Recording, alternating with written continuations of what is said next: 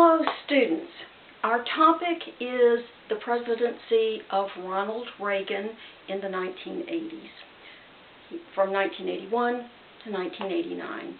He was an exceptional president.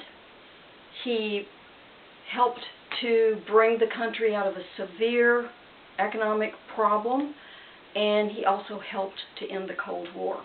Now, if you go to your website, to the Canvas website, and go to the section, it's right on the home page, you can follow along with the Ronald Reagan in the end of the Cold War, that particular section.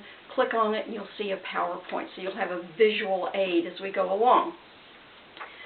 So he cured stagflation and rescued the nation from a severe recession and ended the Cold War. Well, who was this Ronald Reagan? He was born in a small town in Illinois to a poor Irish family. His father was alcoholic.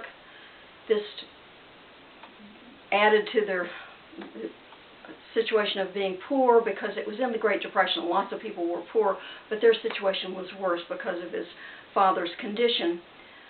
Fortunately, Reagan's mother, Nell, was a wise and compassionate person who always understood and made it clear to her children that their father suffered from a disease.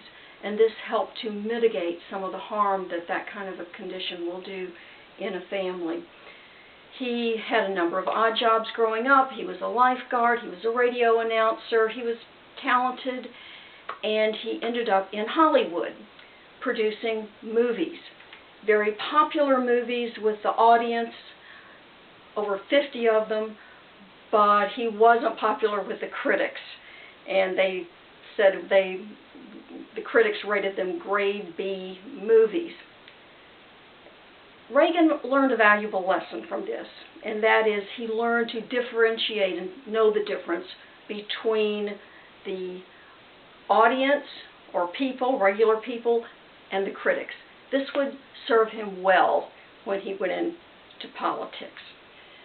So he also was president of the Screen Actors Guild when he was in Hollywood, and there he also learned some difficult lessons, really, because communists had infiltrated SAG at that time, and they were making it difficult for anyone that opposed them, and made it very almost dangerous for Reagan at some points, because he opposed the stranglehold that the communists in that union were getting. Oh, this is one side you don't often hear. We know in the 50s, the other side of the story, the finding communists where they weren't there. In this case, they actually were there and causing problems.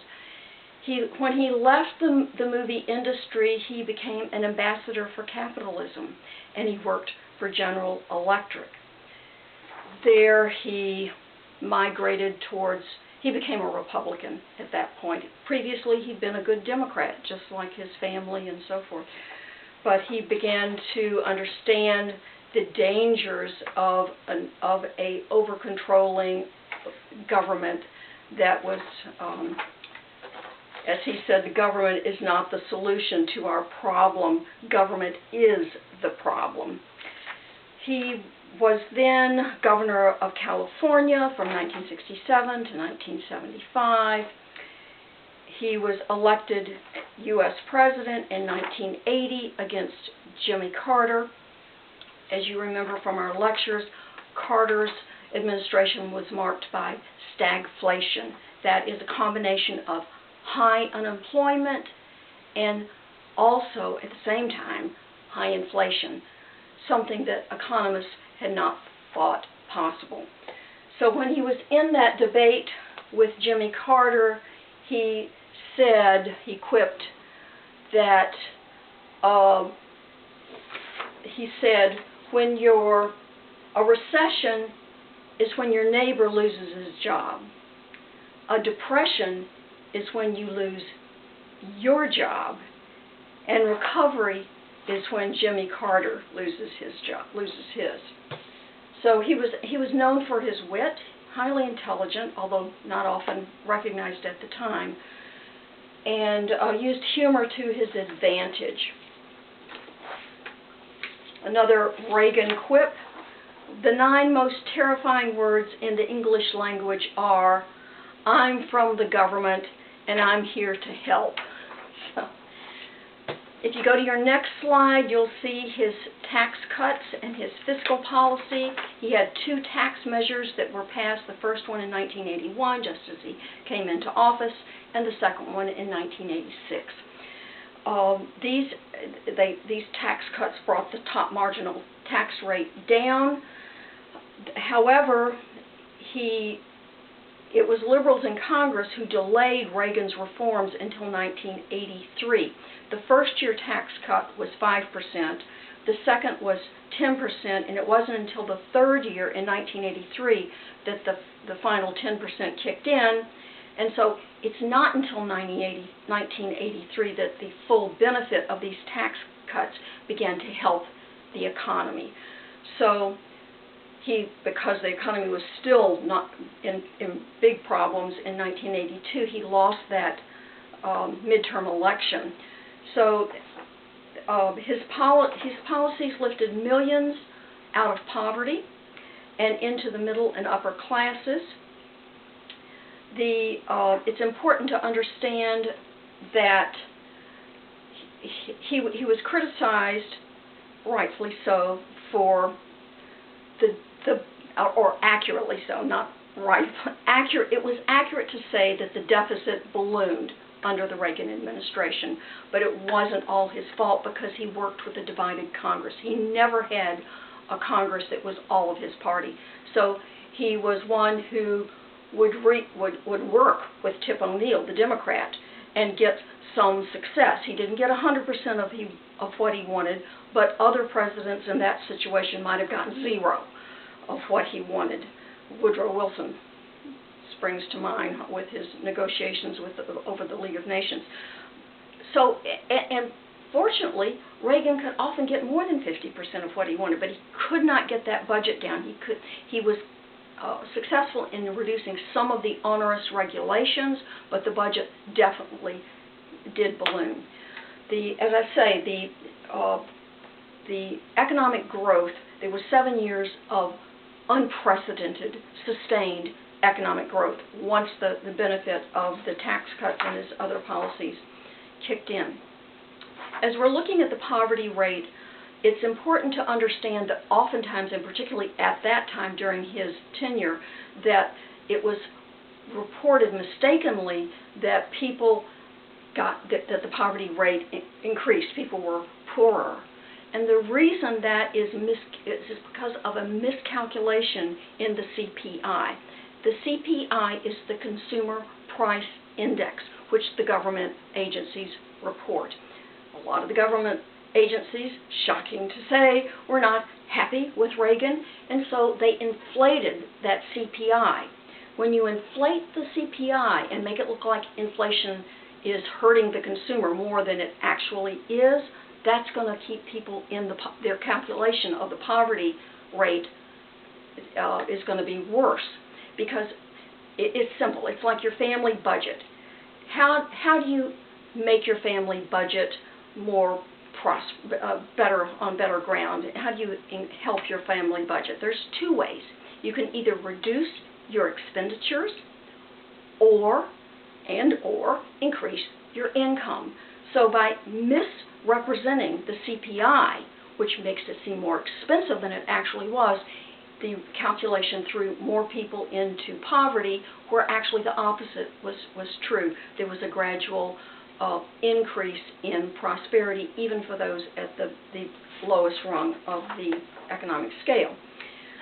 The 80s are often classified as a period of economic greed and selfishness. Well, certainly there was some of that. On Wall Street there was some of that, and you have people like Jim Baker air conditioning his doghouse. But it's also important to note that that's not the whole story. Charitable giving in the 1980s more than doubled. So people that were making money and being lifted, say, out of the lower middle class to the upper middle class and so forth, they they were very charitable and helped people in all kinds of ways. Mass numbers of women, Hispanics, and African Americans started businesses. They attended college, and the whole country actually was achieving new levels of prosperity. Your next slide, take a look at this. This is the famous Laffer curve. And the economist Arthur Laffer developed this. And there's two, as you can see, here's the x-axis on the bottom. That is the income tax rate. And so Laffer said there are 2 points on this rate where the government will take in zero amount of money in tax revenues from the people. And those 2 rates are 0. That makes sense. If the tax rate is 0, the government will get $0 coming in to the coffers. And at the other end, and here's where Laffer had his theory of, this is also known, by the way, as supply side economics. 100% is the other rate that will produce 0 or close to 0 income, because people will not work for nothing if the government's going to confiscate 100% of what you make. And so there is, as you can see this curve, there is this sweet spot here somewhere on this axis where the rate of taxation will be such that government can bring in the most money. And that rate looks to be around, I mean, you can study it yourself, looks to be around 30% perhaps, maybe a little more, maybe a little less. But it's interesting that one of Reagan's policies was to reduce that tax rate, and this because people then had more money to invest. In other words, he's betting on the private economy. He's betting on private industry, private effort, rather than the government to control everything. And so for this, he was inspired by Margaret Thatcher. And you can see this on your Canvas website. There he is walking with Margaret Thatcher. He was inspired by Margaret Thatcher because she was attempting to dial back the socialism in Great Britain, a much more entrenched system, by the way, than in the U.S. The U.S. always had a more capitalistic, entrepreneurial bent. Turning to international relationships, and this is where we're talking about Reagan helping, or in some cases, some historians say he ended the Cold War. Here he is with Gorbachev at his California ranch, Gorby and he, on good terms. And Reagan's idea in the budget was to increase the defense spending. He increased it substantially. Of course, this contributes to the deficit because he couldn't get Congress to go along with his measures to reduce the wasteful spending in the domestic side, but he was bound and determined not to give up the increase in defense, because here's what he said about the Cold War. We win, you lose. This is a very simplistic approach. So here we have at Reykjavik in 1986, the meeting for nuclear disarmament. And you know, some presidents would have done most anything to get a trade, not a trade, but an agreement with the Soviets to say, we've got nuclear disarmament, they can come back and report it to the country and take a victory lap, and you know, it helps their popularity. Not for Reagan. That wasn't the way he rolled, because Gorbachev didn't like his SDI, the Strategic Defense Initiative. It was referred to by those who didn't like it as Star Wars, an outlandish idea that you could somehow protect the skies from incoming missiles. So they said, but you know, of course, it turns out that Reagan was visionary in that, because that is one of the hallmarks of defense today for the U.S. and some other countries as well that can afford it and have the technology to do so. Anyway, he wouldn't give up on SDI.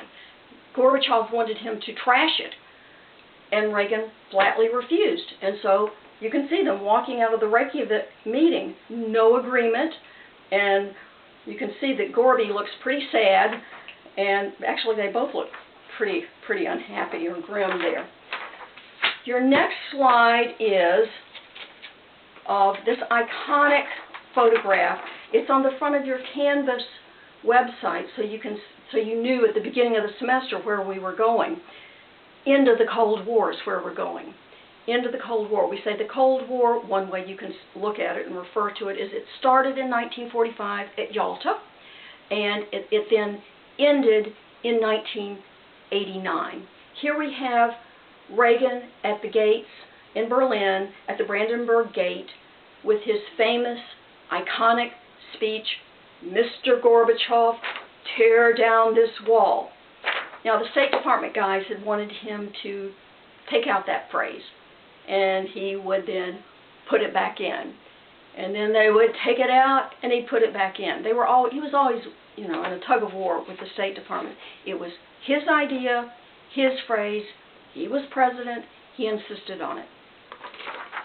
So then we see the legacy of Reagan's international diplomacy and the way he conducted U.S. defense and negotiations. And we have the breaking down of the Berlin Wall. This took place in 1989 under his successor, who was George Bush, the first George Bush. And students and others are coming out with sledgehammers to knock down that wall in East Berlin. Now, some students make, and I'm sure you're not one of them, make the mistake of thinking that wall has been up there since the 1940s, when the Soviets came in and took over half of Berlin. They did take over half of Berlin, obviously, and there was the Berlin blockade and all that in 1948. But the actual physical bricks and mortar wall went up in 1962 under JFK. So now we have it being dismantled in 1989, and soon thereafter we find the dissolution of the Soviet Union, the USSR. So, end of the Cold War. And those who credit Reagan with that refer to his policies vis-a-vis Gorbachev and others. So I will leave you with just a thought about Reagan. He said, socialism works only in two places: in heaven, where they don't need it, and in hell, where they already have it. So that's almost as famous as Margaret Thatcher's statement about socialism. The problem with socialism is that we run out of other people's money to spend. So both of them big proponents of free market, capitalism being the engine of economic success.